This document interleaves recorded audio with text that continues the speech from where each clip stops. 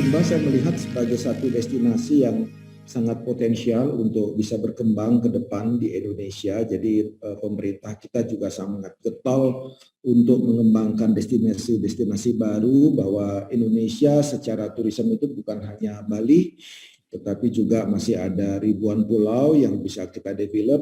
Dan saya sendiri kebetulan ada opportunity melakukan proyek ini di Sumba. Lelewatu ini kita kerjakan tahun 2016 bulan Februari. Pada saat kita mulai datang ke site itu sebetulnya orang sudah mulai kerja gitu ya, karena kebetulan pemiliknya warga lokal di sana yang sangat excited ingin memulai pekerjaan resort. Jadi sudah ada pekerjaan grading, jalan dan sebagainya, sehingga kita harus mendesainnya secara buru-buru, memanfaatkan ruang-ruang di sana dengan sebaik mungkin. Jadi lokasinya itu ada 10 hektar site-nya di pinggir Samudra Hindia di Sumba Barat.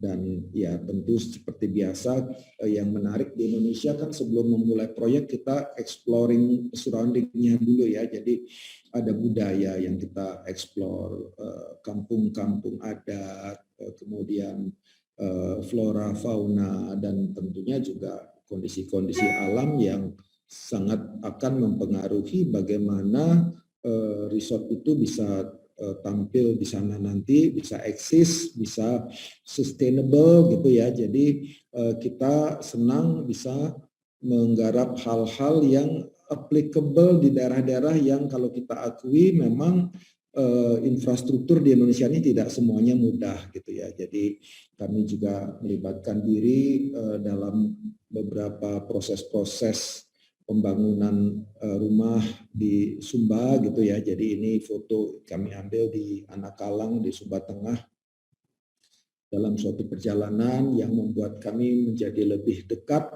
dan mengetahui terutama dalam arsitektur bagaimanapun kita sebut, entah itu vernacular, tradisional, apapun, memang sangat syarat dengan makna-makna budaya yang kalau kita pahami dengan baik itu akan sangat memperkaya kita dalam membahasakan karya gitu ya. Jadi karena mohon maaf kalau saya boleh sampaikan, seringkali teman-teman kita desainer agak kurang membahasakan karyanya gitu ya. Itu yang tadi Mas Dodo sebutkan, kalau orang Amerika mendesain dia explore sehingga itu bercerita.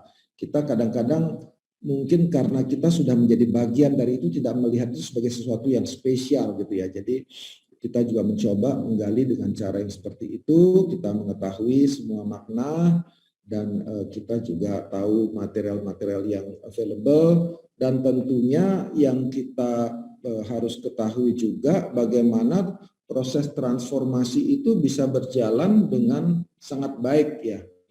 Nah, jadi kami juga mengeksplor tempat-tempat di Sumba, bagaimana craft itu dibuat, dan Sumba itu memang ikonnya salah satunya kain tenun ya. Ini kita melihat bagaimana kain tenun Sumba bisa menjadi bagian dari interior daripada proyek itu, dan kita juga bisa menghargai setelah melihat ternyata ibu penenun di Sumba itu tangannya seperti itu dibandingkan tangan arsitek.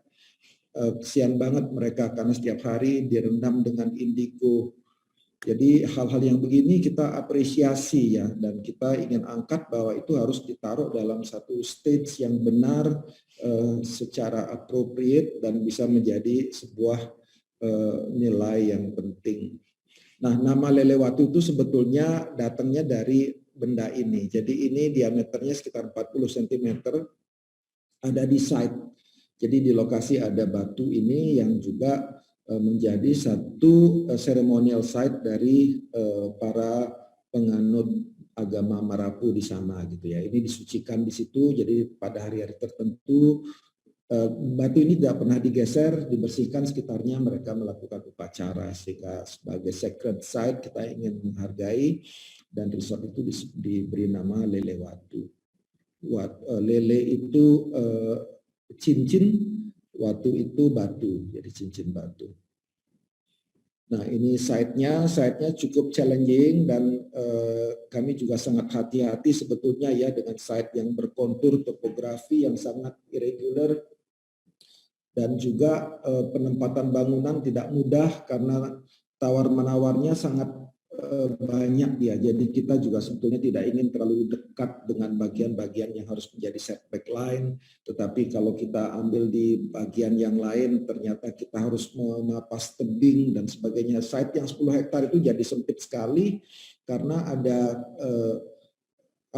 kondisi alam yang sangat kaya sebetulnya, sangat beragam di sana. Ada batu, ada pohon, dan kami ingin cobalah arsitekturnya mengalah di balik itu semua karena hal-hal yang memang sudah eksis di site itu yang kita prioritaskan. Jadi bangunan sebagai pelengkap di site. Dan tentunya dengan cara yang demikian kita harus membuat bangunan-bangunan itu sangat ringan, ya, tidak boleh permanen yang terlalu solid, volumenya juga tidak terlalu besar, juga fleksibel karena ini bangunannya kebanyakan knockdown gitu ya. Kita juga mencoba menggunakan bahan lokal sebanyak mungkin. Bagaimana local craft itu bisa kita angkat. Jadi material lokal juga cukup tersedia banyak, akan tetapi saya harus saling mengingatkan dengan teman-teman desainer, semuanya kelihatan sangat menarik, semuanya kelihatan sangat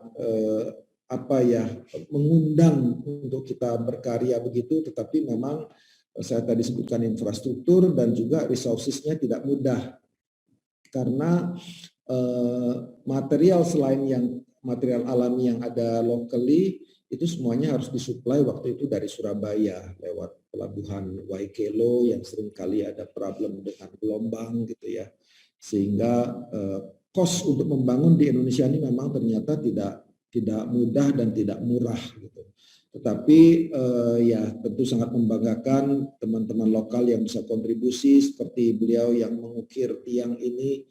Itu mengukir tiang ya bawa pahat sama palu saja ke lapangan, tidak ada gambar, tidak apa-apa, udah langsung on the spot bereksperimen dan melakukan improvisasi dan akhirnya menjadi elemen-elemen arsitektur yang cukup menarik. Jadi untuk kami sebetulnya senang dengan skala-skala proyek seperti ini karena ini menjadi kesempatan berbagi yang besar gitu ya. Jadi dengan penduduk lokal. Jadi ada transformasi informasi karena mereka pariwisata aja masih gampang. Jadi kenapa kita membuat space yang seperti ini gitu ya. Kita harus perlahan-lahan menyampaikan dan ini adalah mock-up villa kita yang pertama kali jadi. Begitu kita jadi ini mulai ada taruh lampu ya, ada lighting, mereka mulai mengerti bahwa ini bisa menjadi sesuatu yang sellable, yang punya nilai. Kemudian kita kembangkan dengan unit-unit yang lain. Nah, kita lihat di sini bahwa usaha kami untuk menampilkan locality itu kita lakukan all out ya, jadi semaksimal mungkin supaya kita tidak membuat satu structure yang terlalu asing. Karena kita berharap para pemelihara bangunan ini juga adalah warga-warga lokal gitu. Kalau itu kebanyakan akhirnya ada hotel buka, ternyata pekerjaannya kebanyakan dari Bali atau dari Jawa, bukannya masalah rasis, tapi tidak ada opportunity untuk warga lokal untuk mengenal industri itu dengan baik. Jadi di sini yang kita juga pelajari banyak dari Bali ya. Jadi dengan adanya kapabilitas dari warga Bali dalam mengelola pariwisata itu, pariwisatanya juga jadi jauh lebih bermakna secara budaya karena tersampaikan oleh native speaker. Jadi kaum-kaum lokal yang menyandang budayanya sendiri. Nah, kalau kita lihat terutama dari sisi interior, karena saya tadi sebutkan ikonnya tekstil, jadi kita sajikan itu yang real, yang quality. Tadi Mas Dodo, sahabat saya, jalan-jalan di pelosok sama Yori yang suka mengapresiasi kain tenun lokal sudah menyebutkan. Jadi tadi di awal ada foto liran. Jadi kenapa kain tenun di Sumba itu mahal sekali? Oh, karena menenunnya lama sekali. Oh, kalau gitu setengah jadi aja kita boleh nggak pakai? Mereka juga senang bisa menjual setengah jadi. Kita pakai liran itu sebagai screening pembatas antara bedroom dan bathroom gitu misalnya ya. Jadi image-nya udah kelihatan. tetapi masih bisa sama-sama jalan. Jadi merekanya juga para pengrajin itu sudah senang bisa menjual halfway, dan kita juga melihatnya sebagai satu proses dari art itu ya, bahwa journey dari perjalanan sebuah craft itu juga kita sajikan di sini. Dan kita mendapatkan ruang-ruang yang memang pengalaman ruangnya benar-benar sumba gitu, dan juga ada ruang yang bahkan kita benar-benar adopt dari local traditional housing. Di satu villa, ada 2 villa yang kita buat dengan tema communal villa. Jadi ada villa yang kita buat dengan totally dengan bambu dan beberapa saja rangka kayu, dan kita berikan 8 single mattress karena menurut kami audience resort di Sumba saat ini juga banyak anak-anak muda yang ekspor. Jadi seperti ini ya. Di bawahnya ada 2 shower dan 2 toilet dan wash basin dan sebagainya di bawah, dan orang Sumba yang datang, Pak Popo, kita selama ini hanya taruh binatang, taruh hewan di bawah rumah kita. Jadi sudah ada yang mengkopi, kita malah senang gitu ya. Jadi kita tidak strict begitu. Jadi kita senang bahwa itu menjadi kontribusi yang baik untuk masyarakat bisa tiru gitu. Untuk Lewatu ini yang membanggakan adalah pada saat kita dapat award yang ini juga ya. Yang pertama itu bulan Oktober 2020, saya sudah hampir pulang kantor, tiba-tiba sekretaris ada telepon dari Paris. Siapa telepon dari Paris? Ternyata langsung dari UNESCO. I'm calling you from UNESCO. We are telling, mereka nggak pernah berkomunikasi dengan kita, tapi mereka observe kalau ada proyek-proyek yang implementing culture dengan baik gitu, dan kita mendapatkan best hotel in South Asia waktu itu ya, dari Prix Versailles, dari UNESCO-nya langsung.